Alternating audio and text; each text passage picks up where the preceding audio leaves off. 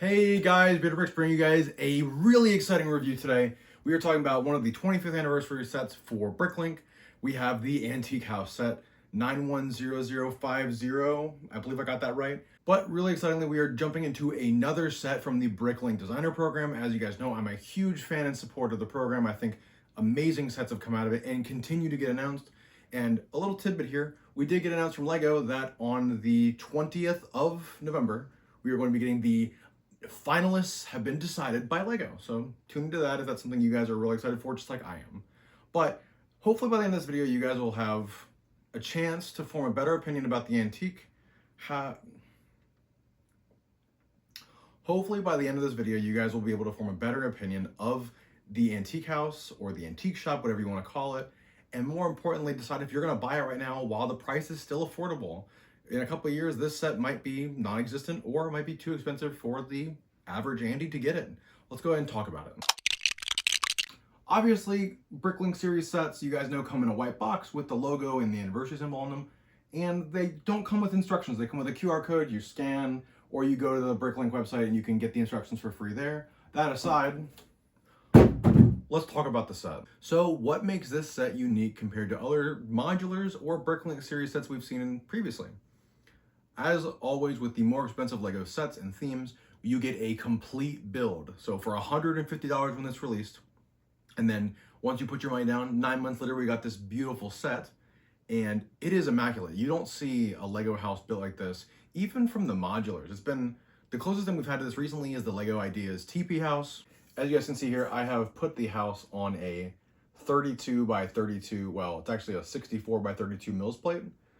Two 32s to build this because I wanted to have this extra space on the side to build a farm with corn or a little garden, or add another small building next to it just to liven it up just that bit much more. I just haven't decided what to do with this space yet. So if you have an idea of what I should put over here, let me know down in the comments. I'd really appreciate the assistance.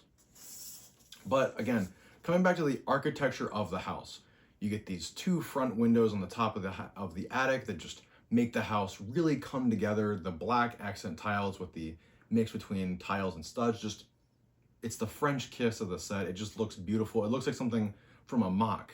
The designer of this set, seen right here, did a fantastic job on this set, and when LEGO reviewed it and passed it along, they did such a good job keeping it to the original idea without making, if any, changes. Obviously, as you guys can see here, you get a handful of figures with the set. Notably, they're just LEGO City type figures. A lot of intricacies and designs on them. They are pretty cool. I mean, they're nothing too crazy. It's not like you're gonna get like a Darth Vader in this set, but it's always nice to get more figures, especially with a build of this price. For $150, other themes would be gushing to get 4 figures with them. Removing the roofs of this set, you can see they just kind of slide off.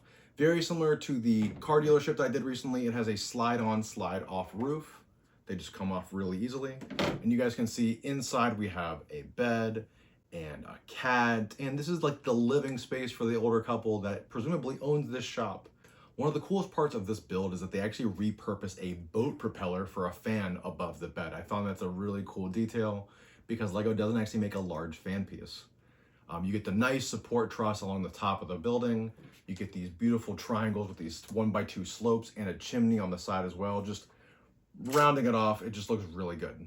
Another thing that rounds off the build really well is the yellow truck that comes with it. You don't really get a good idea of whose vehicle it is, but more than likely I believe it's the owner, the older gentleman that owns the antique shop. This is his vehicle. Granted, it's your LEGO City, it can be anyone's vehicle, but it is a very unique, older, vintage style car that we don't usually see too often, especially from LEGO nowadays. A lot of stuff we see now is like ultra modern or futuristic.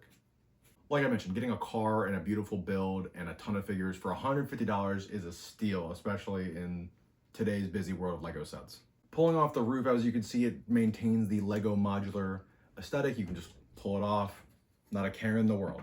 Getting to the interior of the shop, you guys can see here, there is a ton of detail packed into this antique shop. You have a chess set, you have newspapers, pictures, you have a spaceman, old style helmets, very similar to what we got with the Botanical Gardens or the National Museum. Tons of detail packed in this set. As any corner they could absolutely put it. It just looks fantastic. The stairs, the point of sale area where the couple is presumably going to be spending a lot of their time if they're not dusting or cleaning up their space. We have this beautiful window with, there's like 7 or 8 stickers in this build. We have the door and these windows up front. Shifting a set around to the back, you guys can see here we have an electrical box. Most Lego cities don't have a meter, which I think is really nice that they included in this set. You have these beautiful windows here on the side, and all of it just is put together extremely well. On the sides of the build, you guys can see that we have these foliage pieces that just makes it seem like it's being slowly not upkept or retaken by the world.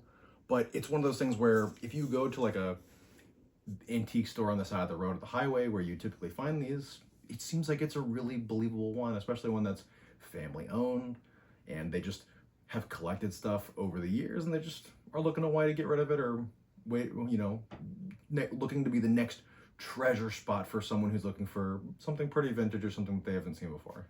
Getting to the final part of this video, right, to do a little bit of a comparison for you guys, we got the Natural History Museum on my left, and then we have the Antique House. As you guys can see here, the roofs are pretty much almost the same size. You could say that the house shouldn't be nearly as big as the museum, but if you were to compare this to any of the other housing modulars we've had over the years, it'll be comparable, especially for something you're building in the suburbs.